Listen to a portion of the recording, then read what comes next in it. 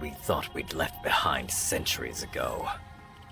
The Indomitable's final demonstration involved its most devastating weapon, a massive legacy alloy ram that pistons from its prow like a spear.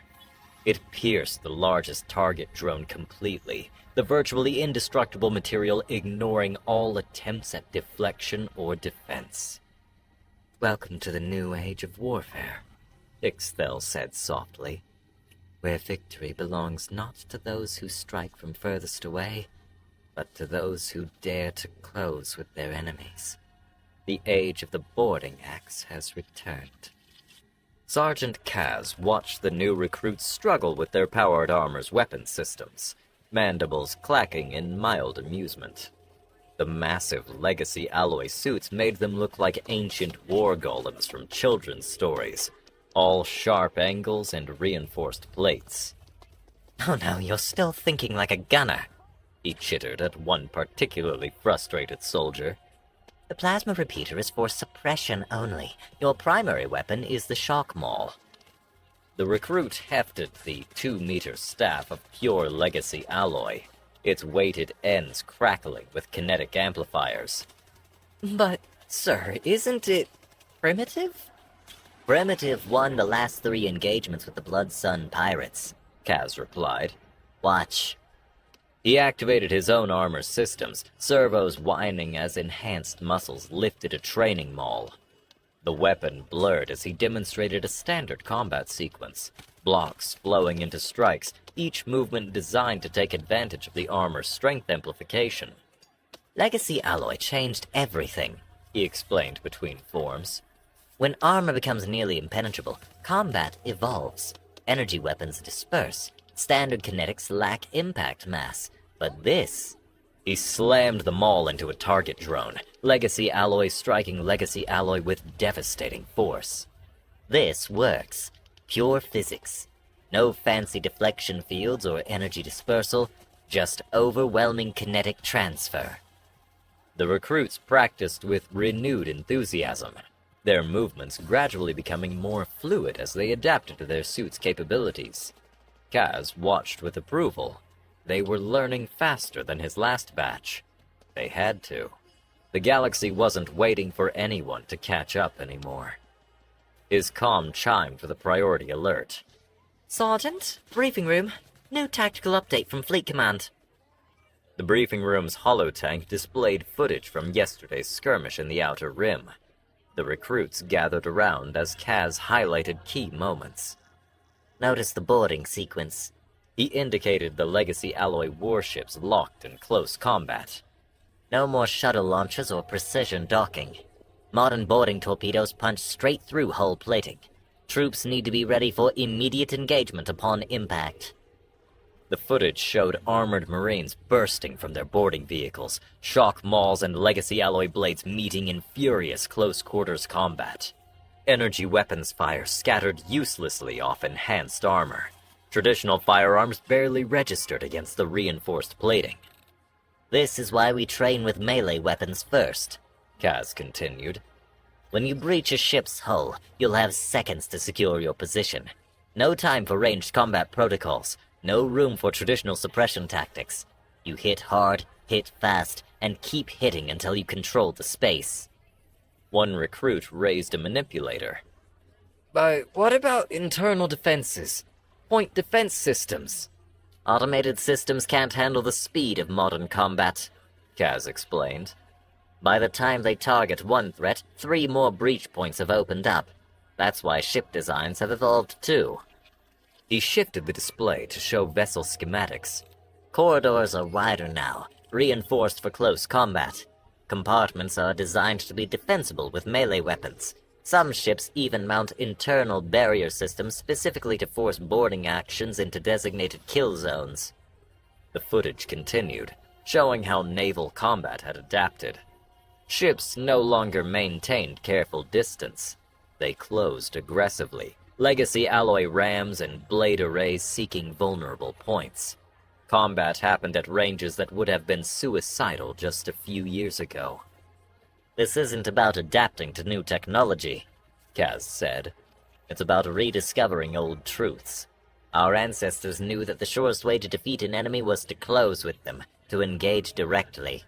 We forgot that when energy weapons made distance possible. Now we're remembering. He switched off the holotank. That's why you're here. The next generation of Void Warriors. The ones who will master these ancient arts reborn through modern materials. Now, back to practice. Those shock mauls won't master themselves. As his recruits filed out, Kaz took a moment to check the latest tactical updates. 3 more pirate encounters in the mid-rim, all following the new doctrine. Reports of mercenary companies specializing in boarding actions. Even the major powers were shifting their military focus toward close combat training. This was still just the beginning. No major conflicts had erupted yet, just scattered skirmishes and pirate suppression. But Kaz could feel the pressure building. The legacy alloy foundries worked at maximum capacity. Shipyards pumped out vessels designed for intimate range combat. Armies trained for boarding actions and ship-to-ship warfare. When the real fighting started, and it would be unlike anything the galaxy had seen in millennia. Kaz checked his own armor systems one last time before heading back to the training floor. He had warriors to forge, and not much time left to forge them in. Trade Minister Pell Knox's membrane ears flattened as she studied the resource allocation projections. The numbers hadn't improved since yesterday or the day before. If anything, they'd gotten worse. Production can't keep up with civilian demand, her economic advisor reported, let alone military requirements. The hegemony stockpile is down to 40 days' supply. What about the new mines in the outer sectors? She asked, though she already knew the answer. Contested. The advisor's scales dulled with stress. 3 different powers claim jurisdiction. The Rimward Alliance is threatening military action if we continue development. Pell Knox called up the system map, studying the overlapping territorial claims. Red markers indicated alloy production facilities. Yellow showed mining operations for the crucial heavy metals needed in the forging process. Green highlighted shipping lanes vital to the supply chain. There were far too many places where those indicators overlapped. We're approaching a crisis point, she said finally. Alloy isn't just a strategic resource anymore. It's become essential infrastructure. Everything from power distribution to waste management relies on it. Her console chimed with another supply request. A medical center needed alloy components for their new treatment systems. 3 residential towers required structural reinforcement. A dozen factories couldn't operate without replacement parts. The public's growing restless, the advisor noted. There were riots on Nexus Prime when the latest shipment was diverted to military contracts. People have gotten used to Alloy's benefits. They can't imagine living without them now. Pell Knox switched to the industrial sector report. Manufacturing centers across Hegemony space were running at maximum capacity, but it wasn't enough. The material's unique properties made it irreplaceable in too many applications. Power cores needed alloy housings to safely contain their reactions. Modern medical equipment relied on its electromagnetic properties. Transportation systems, communication networks, orbital habitats, all dependent on components that couldn't be made from anything else. The mining guild's demanding another rate increase, her advisor continued. They know we can't refuse. Without the heavy metals. Without them, the forges go quiet, Pell Knox finished. and everything starts breaking down. She expanded the map to show neighboring sectors. The Rimward Alliance had seized 3 new mining sites this month alone. The Trade Federation was fortifying their resource-rich systems with alloy warships. Even the neutral powers were building up their stockpiles. A notification flashed. Intelligence update from the border regions. Long-range scans showed increased military activity near contested resource deposits. Fleet movements suggested someone was preparing for more than just defensive operations. Have the Economic Council run another analysis, she ordered. I want to know exactly how long we can maintain essential services if supplies are disrupted, and get me updated production figures from all alloy facilities in Hegemony space. Her advisor's scales shifted to warning patterns. Minister, the military has already requisitioned 30% of this quarter's output. If we divert more to civilian infrastructure, I know. Hell Knox stared at the map, watching resource indicators blink from green to yellow, yellow to red.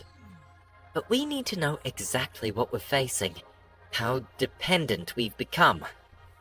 She thought back to the early days, when alloy was just an exciting new material that promised to improve everything it touched. No one had predicted how completely it would transform society, how vital it would become to everyday life. Now the galaxy was balanced on a knife's edge. Every major power needed constant access to alloy and its component materials. Every disruption in the supply chain sent shockwaves through entire sectors, and the sources of those vital resources were running low. Her console lit up with another crisis alert. Border incident in the mid-rim. Alloy warships facing off over a newly discovered heavy metal deposit. Both sides claiming sovereign rights. Send word to the diplomatic corps, she said quietly. Tell them to prepare for increased tensions. It was the most diplomatic way she could phrase it. But as she watched more resource indicators shift to red, she knew they were past the point of diplomatic solutions. The galaxy had rebuilt itself around alloy. Now, it would tear itself apart over it. The weapon testing chamber's reinforced walls bore deep scars from previous demonstrations. Research Director Vex studied the latest edition. A rough, brutal tear cut through 2 meters of standard hull plating like chewed-up tissue paper. The molecular disruption field maintains coherence for approximately 3 seconds, his lead engineer explained, calibrating the prototype's settings. More than enough time to penetrate any known armor. Even alloy can't resist having its atomic bonds systematically shattered. The test weapon resembled a brutishly simplified chainsaw, its teeth replaced by quantum field emitters. Each blade was forged from pure alloy, engineered to channel and amplify the disruption effect. The result was elegant in its savagery, a weapon that could literally unmake matter at a molecular level. Production model will be half this size, the engineer continued, suitable for void marine boarding actions. We're also developing a scaled-up version for capital ship warfare. Vex's sensory stalks extended with interest. The Admiralty will want a full demonstration. Already scheduled, along with a new micro-shrapnel system. They moved to the next testing bay, where a different team worked with what looked like a standard explosive device, but its casing contained thousands of microscopic alloy fragments, each one barely larger than a grain of sand. Traditional shrapnel loses energy too quickly, the project lead explained. But alloy fragments maintain their kinetic energy through multiple impacts. One detonation can fill an entire ship compartment with a lethal cloud of virtually indestructible particles. The implications were horrifying. No armor could stop projectiles that small. Even alloy suit plating would eventually be penetrated through sheer erosive force. More prototypes lined the chamber walls, inertial mauls that could transfer enough kinetic energy to liquefy organic targets inside of their alloy armor. Plasma containment fields shaped by alloy matrices into unstoppable cutting beams, though they dispersed after leaving the matrix's range.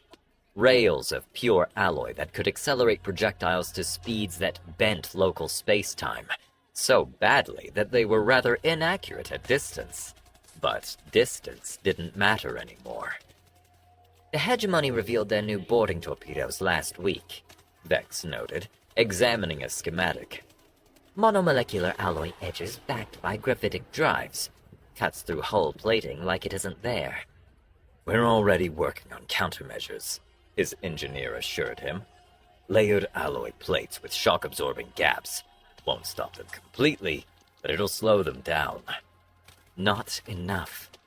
Vex's stalks drooped. Nothing's enough anymore. Every breakthrough in defense leads to an even deadlier offensive weapon. We're approaching the theoretical limits of what matter can withstand. A junior researcher hurried up with a priority message.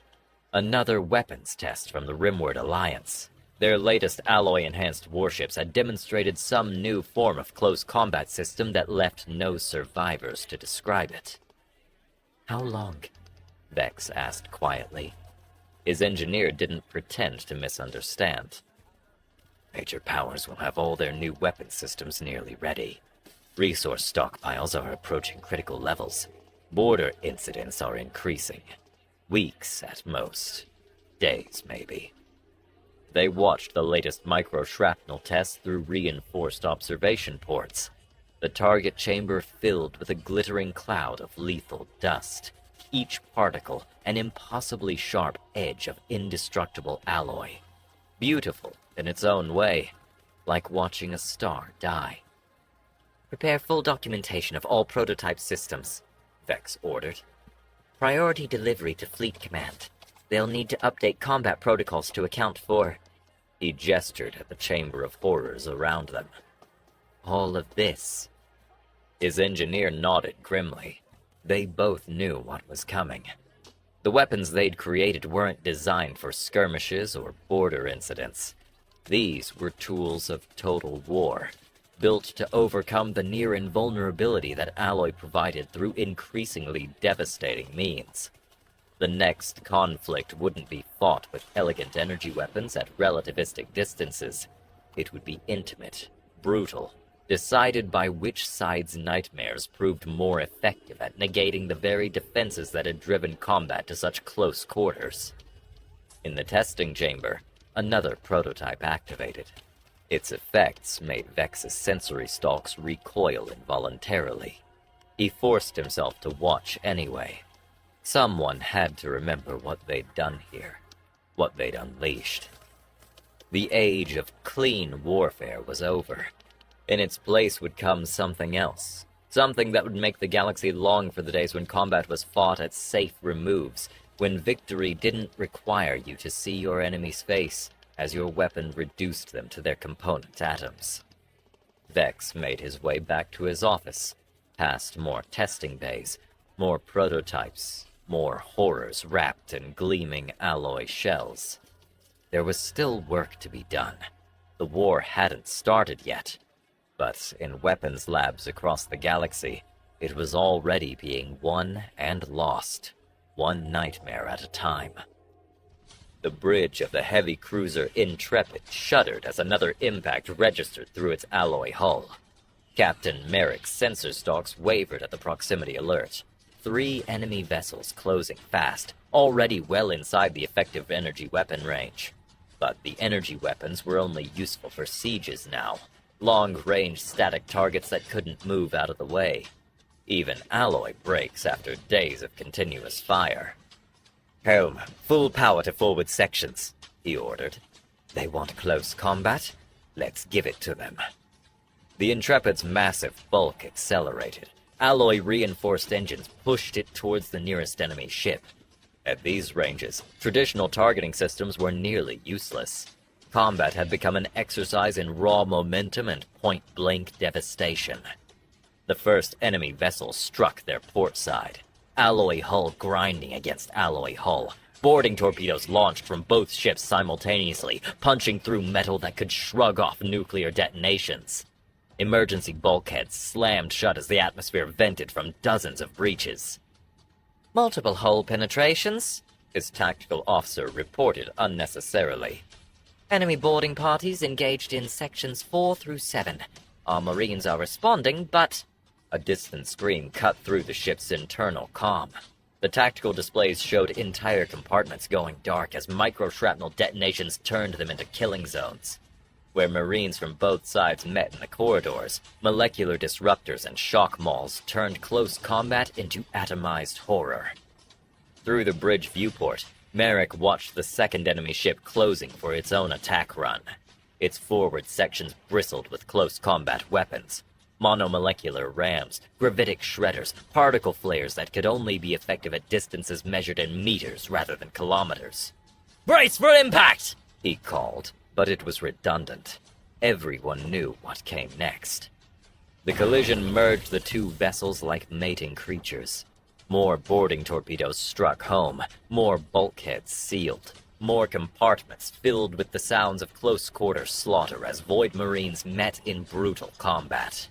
Merrick's sensor stalks registered movement behind him seconds before his bridge blast doors burst inward. Enemy boarders and alloy armor charged through, weapons already cycling. His bridge crew responded instantly, their own combat suits deploying as they met the attack. The bridge became a chaos of molecular disruption fields and micro-shrapnel clouds. Alloy struck alloy with devastating force as officers fought hand-to-hand in the confined space. A disruptor blade passed inches from Merrick's head, shredding through a control panel as if it were mist. His tactical officer died first, molecular bonds coming apart as an enemy blade found a gap in his armor. The helm officer lasted longer, taking 2 boarders with her before a shock maul reduced her torso to paste. Merrick himself accounted for 3 attackers before a micro-shrapnel burst from an alloy shell found his suit's joints. The last thing he saw was his ship's tactical display, showing similar scenes playing out across the entire sector. Everywhere, vessels were locked in point-blank combat. Everywhere, boarding parties fought through blood-soaked corridors. Everywhere, the weapons they'd created turned void combat into an abattoir. This was war now. No elegant maneuvers and long-range calculations, just screaming and blood and the horrible rage of close combat. Every victory paid for in atomized flesh and shattered bones. The battle for the coreward sectors lasted less than 6 hours. When it was over, 17 major vessels lay crippled or destroyed. Over 12,000 Void Marines and crew members dead. And it was just the beginning. Similar reports came in from across the galaxy. The Rimward Alliance struck 3 hegemony systems simultaneously. The Trade Federation's borders erupted into close combat slaughter as multiple powers made their moves for vital resource systems. Former allies turned on each other as desperation for Alloy's component materials overcame all diplomatic restraint. In the Outer Rim, pirates and mercenaries took advantage of the chaos, their years of experience with close combat making them valuable assets to any power willing to pay. Boarding actions and Void Marine raids became the standard, not the exception. The war that everyone had known was coming arrived not with atomic fire or relativistic strikes, but with the screech of molecular disruptors and the thunder of ship-to-ship impacts. Every engagement became a close-quarters bloodbath as vessels designed for intimate combat sought to grapple and board their opponents. Fleets didn't maintain careful formations anymore. They charged headlong into point-blank range, where alloy weapons could negate alloy defenses. Void Marine casualties mounted as boarding actions turned ship corridors into meat grinders. The galaxy's space lanes became kill zones, where victory went to whoever could close fastest and strike hardest. High Marshal Ixil scanned the tactical display from his command center deep within Fortress World Aegis. A dozen different conflicts played out across the sector map. Border skirmishes, resource raids, pitched battles over vital mining systems. After 3 decades of constant warfare, such displays had become routine. Status update from the Coreward front, His aide reported. The Hegemony's latest offensive hit 3 systems simultaneously. Standard pattern, close-range fleet action followed by heavy boarding operations. Ixil's sensor stalks tracked a particular engagement with interest. The tactical overlay showed vessels closing to point-blank range, their alloy hulls scraping against each other as boarding torpedoes launched. Modern naval combat had become an exercise in controlled collision. Casualties? He asked, though he could predict the answer. Heavy. Void Marine forces on both sides nearly wiped out. But the hegemony secured the Magnus system's heavy metal deposits. Until someone takes it back, Ixil noted. Victory was never permanent anymore. Resources had to be constantly defended, supply lines continuously guarded. The galaxy had settled into a grinding cycle of attack and counterattack. His command center bore testament to this new reality. The walls were reinforced with layered alloy plate. Marine quick response squads stood ready in sealed chambers, their molecular disruptors and shock mauls always charged. Even here, at the heart of their defenses, they had to be prepared for close combat at any moment. A priority alert drew his attention to another display. Long-range sensors had detected a Trade Federation battle group approaching the sector's edge. Their vessels showed the distinctive profile of dedicated boarding craft, enlarged assault bays, multiple torpedo tubes, reinforced ram prows. Interesting timing, His aide observed. The hegemony's offensive must have drawn forces from their border defense. An opportunity, Ixil agreed. Alert the Third Fleet. Have them prepare for immediate deployment, and get me updated status on our Void Marine reserves. He studied the tactical display as his staff hurried to comply. Territory changed hands constantly as powers seized resources only to lose them again. Alloy had become so fundamental to civilization that no one could afford to stop fighting for its components, even if they wanted to. The Trade Federation fleet's course suggested they were targeting the Nexus system's mining operations. A bold move, but with the hegemony occupied elsewhere, they likely saw their chance. Just as Ixil now saw his own opportunity to strike while their forces were committed. Third Fleet reports ready, His aide announced. Void Marine companies at full combat strength. All vessels showing green status on close combat systems. Ixil's sensor stalk swayed as he considered his options. The Federation would expect some response to their incursion. They wouldn't expect a full counteroffensive into their own territory. Not with the hegemony already pressing from the other direction. Order the fleet to launch, he commanded. Target their resource processing centers in the Outer Arc. Full commitment. His staff efficiently relayed the orders. On the tactical display, friendly markers began moving into attack positions. Another dance of ships and boarding parties was about to begin. Another round of point-blank combat and corridor warfare. Update from the research division, His aide added. They've completed testing on the new enhanced boarding systems. The improved molecular disruptors are ready for field deployment. Ixil acknowledged the report without comment.